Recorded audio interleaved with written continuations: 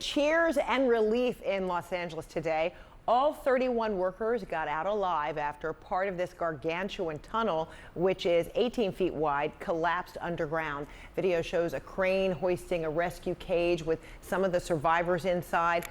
Fire officials say the workers had to climb over a pile of loose soil that was at least 12 feet high to reach their co-workers on the other side. A sister of one of the survivors tells the Associated Press that her brother had to squeeze through a tight space, saying, quote, "My brother was crying. He told me he thought he was going to die underground," unquote. CNN's Stephanie Elam is there. Stephanie, tell us what happened. Yeah, so Fred, this is a miracle that everyone got out of there safely. But what we understand is that this happened at about 7:45 p.m. local time last night when they were basically burrowing through with this equipment to build this tunnel, which has been under development for several years here now, and it's going to take treated wastewater out to the ocean. There's replacing two tunnels that are 60 and 80 years old, so this is an important project, but it's taking a long time. This tunnel is 18 feet in diameter, and what we understand is that part of the soil of the area where they had already worked collapsed after they were past it. So those workers on the other side then had to scramble over 12 to 15 feet of soil to get back to the other side, to get back to the tunnel transportation to take them back up to the entry and exit point of this tunnel. So the great news here is that there were no major injuries, just some minor ones that they found with the people who were coming out of there as they used cranes. 100 LA Fire Department officials who were here, including Urban Rescue, coming on scene to help get these people out.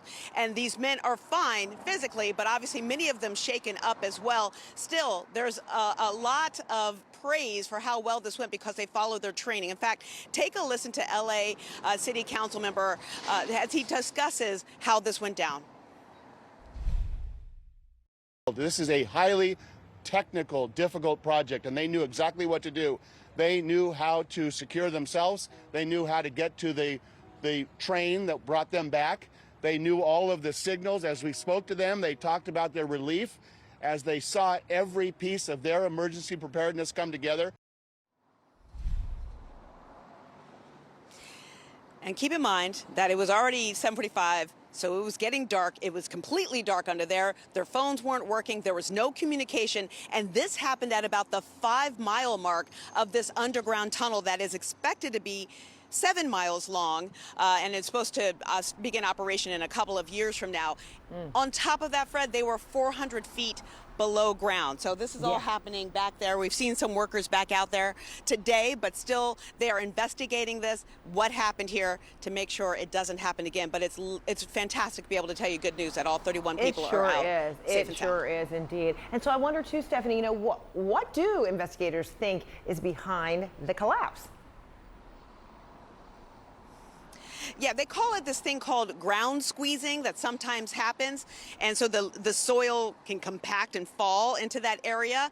Obviously, though, you don't want to risk lives when this is happening. And they're also doing this under streets that are in operation. They're burrowing underneath parts of the city that are very much occupied. So lots of questions here on how this happened.